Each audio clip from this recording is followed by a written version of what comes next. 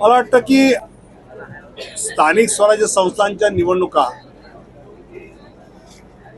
विशेषतः महानगरपालिकांच्या ज्या आता घोषित झाल्या आहेत आणि त्याची सर्वत्र तयारी सुरू आहे, पण राज्यामध्ये ज्या पक्षाचं सरकार आहे त्या पक्षाच्याच उमेदवारांना जर महानगरपालिकेत निवडून दिलं तर खऱ्या अर्थाने आपल्या महानगरपालिका हद्दीमध्ये विकासाला अधिक संधी आहे हे सामान्य जनता ओळखते आणि त्यामुळे त्या पद्धतीचं यश हे भारतीय जनता पक्षाबरोबर युती करणारे सगळे पक्ष नक्की मिळवतील हा मला विश्वास आहे.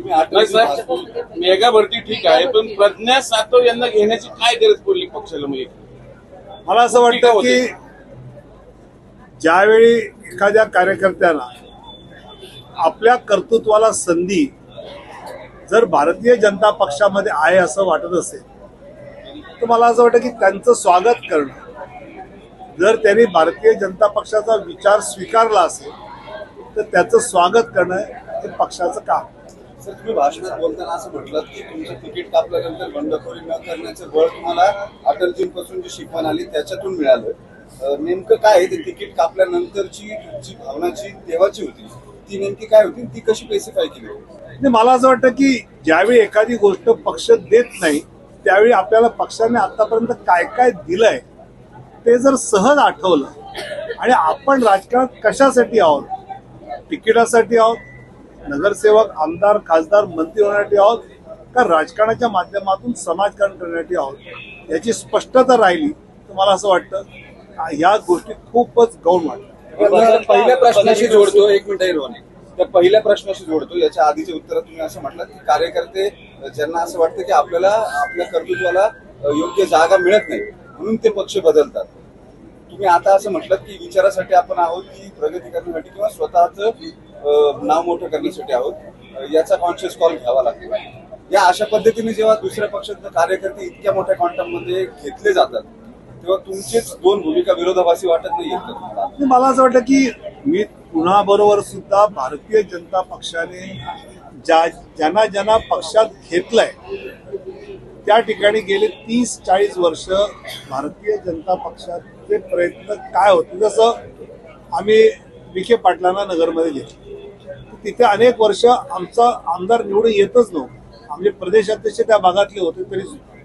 असं नांदेडला आम्ही अशोक चव्हाण घेतलं की अशी अनेक जी मंडळी आलेली आहेत राज्यस्तरावर किंवा खाली, तर त्या ठिकाणी पक्ष वाढवणं, पक्षाची ताकद मजबूत करणं असं जर होणार असेल, कारण पक्ष मजबूत झाला तर शेवटी जनतेची सेवा अधिक चांगली होणार आहे. त्यामुळे या प्रकारचं स्वागत नेहमीच आम्ही करतो. महाराष्ट्राच्या संस्कृतीचा उल्लेख केला विरोधी पक्षांचे, काय वाटतं जे राज्य सध्या मोठ्या प्रमाणात टीका टिप्पणी विरोधी पक्ष त्यामुळे मला जे म्हणायचं भाषण म्हटलं आणि विरोधक दोघंही रोज सगळे एक भोंगा वाजतो एकीकडे पुन्हा. मला म्हणायचं म्हटलं त्यांना. सर, तुम्ही पुण्यामध्ये आला किंवा राज्यामध्ये आला की तुम्ही महाराष्ट्रात कधी येणार, महाराष्ट्रात सक्रिय कधी होणार अशा चर्चा सुरू होतात. तुम्ही मोस्ट ऑफ जास्त दिल्लीमध्येच असतात, महाराष्ट्रात यायला परत. पण महाराष्ट्रातला माणूस वेगवेगळ्या राज्यात जो चांगलं काम करतोय हे बरं वाटतं की नाही? आम्हाला आणखी बरं वाटेल तुम्ही आम्हाला अपेक्षा होती की तुम्ही राष्ट्रीय अध्यक्ष व्हाल पक्षाचे, पण ते काही झालं नाही. महाराष्ट्रात नितीन सगळे चांगले राष्ट्रीय कार्यकारी अध्यक्ष आम्हाला मिळाले. राहुल गांधी आणि अटलजींच्या विरोधी पक्षनेते असतानाच्या काळापासून सत्ताधाऱ्यांनी विरोधकांना सन्मान देणं, याच्यातच विरोधक सत्ताधाऱ्यांना सन्मान देतील असं वाटत नाही का? मला वाटतं मुळात विरोधकांचं ते सन्मान देण्यासारखं असतं. आता काल प्रियंका गांधी चहा प्यायला गेल्या होत्या, राहुल गांधी जाऊ शकले. साध्या छोट्या छोट्या गोष्टी आहेत. काँग्रेसने एकदा स्वतः ठरवलं पाहिजे की आपल्याला सिरियस विरोधी पक्ष म्हणून जनतेने घेतलं पाहिजे का. आता बळबळ जे मोदींना विरोध करू इच्छितात ते तुमच्या पाठीशी येतात, त्याने जिंकता येत नाही. पण याला जिंकायचं असेल तर त्या पद्धतीने तुम्ही केलं पाहिजे. गडकरींनी जे प्रेम दाखवलं तेच मोदी आणि शहा का दाखवू शकत नाही? कारण काल होते ना, काल मोदीजी पण होते ज्यावेळी प्रियंका होते. या सगळ्यामध्ये ज्या पद्धतीनं या विरोधी पक्षाच्या नेत्यांवरती टीका केली जाते, नॉमेनक्लेचर जी ठेवली जातात त्यांना, त्याच्यामध्ये सत्ताधाऱ्यांचे दोष आहे असं तुम्हाला वाटत नाही का? मला वाटतं जनता ठेवते नाव, सत्ताधारी ठेवत नाही. पृथ्वीराज चव्हाणांनी 19 तारखेला जो बॉम्ब सांगितला होता तो 19 तारखेला सांगा ना. पुण्यात आले आणि